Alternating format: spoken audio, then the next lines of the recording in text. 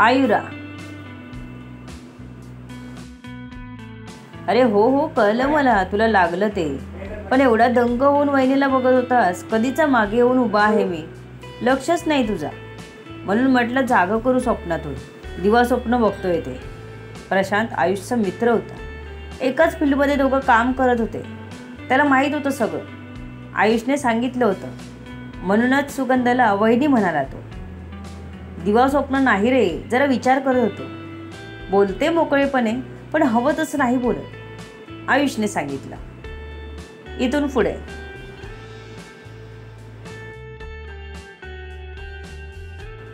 म्हणजे कसं बोलायला पाहिजे तिने, प्रशांतने विचारलं. अरे म्हणजे काल ती रात्री लवकर झोपली. इवन तिने मला गुड नाईटही बोलली नाही. सकाळी ती म्हणाली की पहिल्यांदा एवढा वेळ जागली वगैरे. अरे जेमतेम 11 वाजेपर्यंत बोलली ती. ह्याला ती जागणं म्हणत होते. आमच्याकडे तर नेहमीच 11:30-12 वाजतात झोपायला, आयुषने सांगितलं. हा हा हा, मज्जाच आहे मग एका माणसाची. कर तू मेहनत, मेहनतीचं फळ नक्की मिळेल.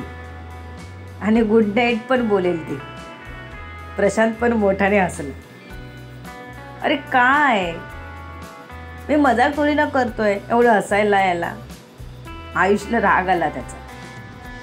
तो मस्तीच्या मूडमध्ये बिलकुल अजिबात नव्हता. अरे तू मजाक नाही रे करत, पण तुझी कोणीतरी न बोलता करते मजाक, म्हणून येत आहे हसायला, प्रशांत म्हणाला. आणि परत हसायला लागला. येडा झाला काय रे तू, जास्त दात काढू नकोस. तू येशील थोड्या दिवसात याच लाईनमध्ये, तेव्हा मग मी पण ह्या करेल, कळलं? तेव्हा तुलाही कळेल कोण कोणाची मजाक करते. चल डब्बा काढ, भूक लागली. आयुष त्याला तोंड वाकडं करून बोलत म्हणाला. भूक लागली आहे का? मला वाटलं फोटो बघून पोट भरलं की काय, प्रशांत म्हणाला. तो फुल ऑन मस्तीच्या मूडमध्ये होता. काढ रे डब्बा, नको बकवास करत राहू, आयुष वैतागतच बोलला होता. होय रे, आईने तुझ्यासाठी भरलं वांग दिलंय, तुला आवडतं ना? हा घे, तुझ्यासाठी डब्बाच दिलाय, प्रशांत डब्बा टेबलवर ठेवत म्हणाला. वाह क्या बात है, मूड बना दिया यार. काकींना खूप खूप थँक्यू सांग. आयुष डबा खोलून नाकाजवळ नेत बोलला. खाण्याचा शौकीन होता. बोलावले एकदा घरी जेवायला लग्नाच्या आधी, प्रशांतने आईचा निरोप देत बोलला. प्रशांत, मी काय म्हणतो, एकदा मी तिला भेटून घेतो, म्हणजे घरी न सांगता. तुला काय वाटतं? तिला माझ्याविषयी, आमच्या फॅमिलीविषयी, घराविषयी सगळी माहिती देतो. मग तिला ठरवू दे काय ते. नुसतं आम्ही एकमेकांना पसंत असून नाही चालणार ना, आयुष म्हणाला. काय होतं असं जे त्याला सांगायचं होतं? मुली घेतात रे जुळवून. तू एक दोनदा तिच्याशी बोलून तिला जज नको करू. भेट तिला, पण विश्वास ठेव, ती करेल सगळं व्यवस्थित. आणि तुझं प्रोफाईल वाचूनच तिने एक्सेप्ट केलं असणार ना. थोडा वेळ दे, घाई नको करू कुठची, प्रशांत म्हणाला. बरोबर बोललास तू, मीच कदाचित घाई करत असेन. आयुषला त्याचं म्हणणं पटलं होतं. चल जेव आता, आईने खास तुझ्यासाठी पाठवलं, प्रशांत म्हणाला. आणि त्याच्या समोरच्या खुर्चीत जेवायला बसला. खूप छान झालंय रे, म्हणून मला आवडतं तुझ्या आईच्या हातचं हे भरलेलं वांग. वहिनी पण आमची भारीच बनवते हा जेवण, आयुष उत्साहात बोलला. हो का, यायला पाहिजे मग जेवायला, प्रशांत त्याला म्हणाला. हो ये ना नक्की, आयुष प्रशांतला म्हणाला. जेवण संपवून दोघंही आपल्या कामाला निघून गेले.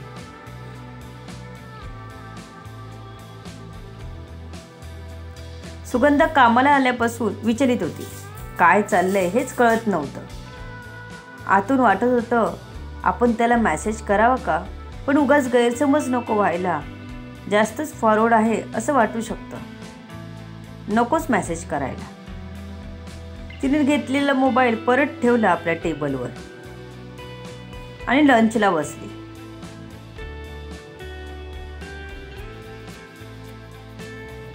आयुषचा मेसेज येईल असं वाटत होतं, पण नाही आला. हुरहुर दोघांना लागली होती.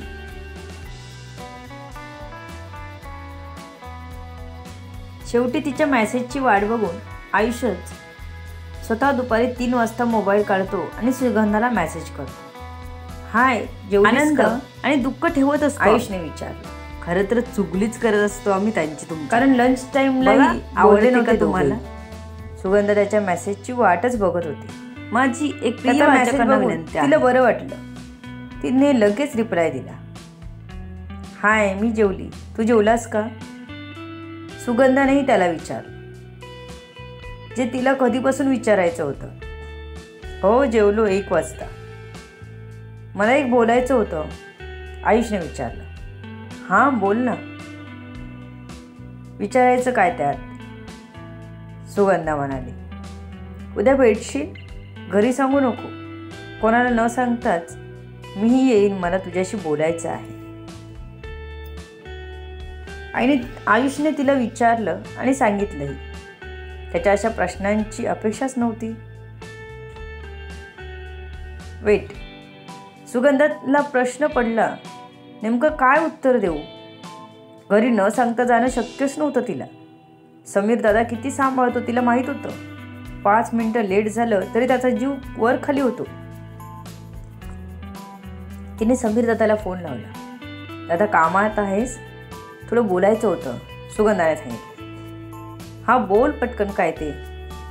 समीरने काही करत विचारलं, कारण त्यालाही काम होतं. अरे, आयुष उद्या भेटायचं म्हणत होता. सुगंधाने त्याला लगेच सांगितलं. तिने आयुषचं नाव घेतले हेही तिच्या लक्षात आलं नव्हतं. दादा आपल्याला ह्यावर लेक्चर देऊ शकतो हे ती विसरूनच गेली. का ग मध्येच? अजून आमचं काही बोलणं पण झालं नाही. समीरला वाटलं आयुष त्याच्याशी आधी बोलेल.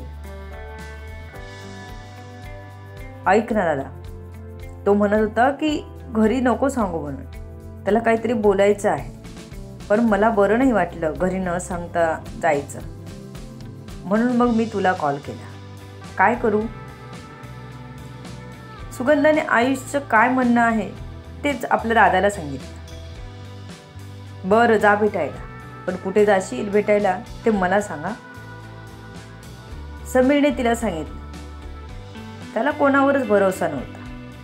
देव जरी म्हणाला असता की मी आहे सोबत, तर त्याने देवावर पण विश्वास दाखवला नसता.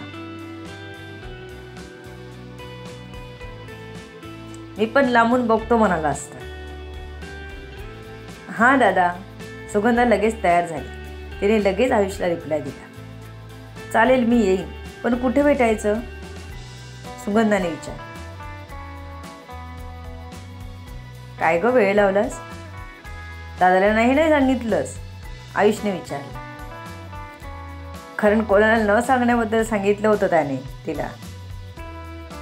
तरी जर ती बोलली तर त्या सांगण्याला अर्थच नव्हता. नाही. अरे, ऑफिस लँडलाईनवर फोन आलेला ना, त्यामुळे रिप्लाय देता आला नाही तुला. सुगंधाने खोटंच सांगितलं. उगाच त्याला दुखवायचं नव्हतं तिला.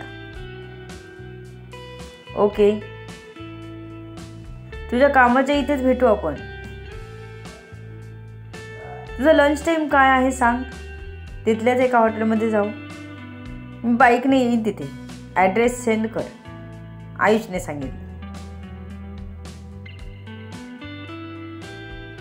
चालेल, 1 ते 2 या वेळेत कधीही जाऊ शकतो आपण. अर्धा तास थांबू. करते ॲड्रेस सेंड. सुगंधाने किती वेळ थांबू शकतात हे सांगितलं त्याला. तिलाही भेटायचंच होतं त्याला. उत्सुकता होती, पण भीती वाटत होती.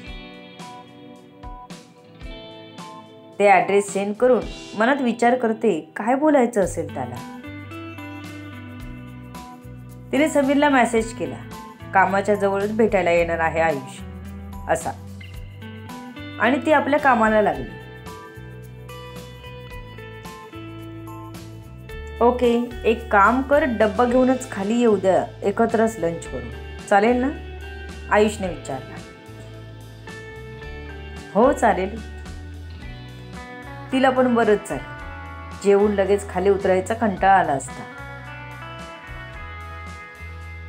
ऑफिसमध्ये काम करता करता ती त्याला रिप्लाय देत होती. परत कोणी बघितलं असतं तरी गडबड झाली असती. काम आणि मेसेजमध्ये कधी वेळ गेला दोघांनाही कळलं नाही. घरी जायची वेळही झाली होती. आतुर होते दोघे.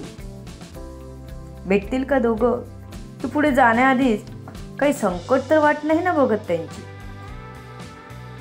तुम्हाला जशी जाणून घ्यायची उत्सुकता आहे तशीच मलाही आहे. ही कथेतली पात्र बोलतात आमच्याशी आणि मग आम्ही तुमच्याशी. तुमच्यासमोर त्यांचं गुपित, आनंद आणि दुःख ठेवत असतो आम्ही.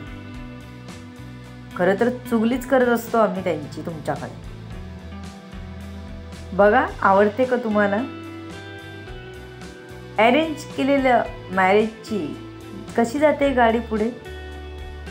जाणून घेण्यासाठी वाचायला आणि ऐकायला विसरू नका पुढे येणारे भाग. तुमच्या अमूल्य प्रतिसादाची आतुरतेने वाट बघते. ही माझी नवीन कथा आहे, तुम्हाला नक्कीच आवडेल. तुम्ही मला कमेंट करून सांगत राहिला तर लिहायला अजून हुरूप येईल. तेव्हा कमेंट करून सांगत राहा कथा कशी वाटते.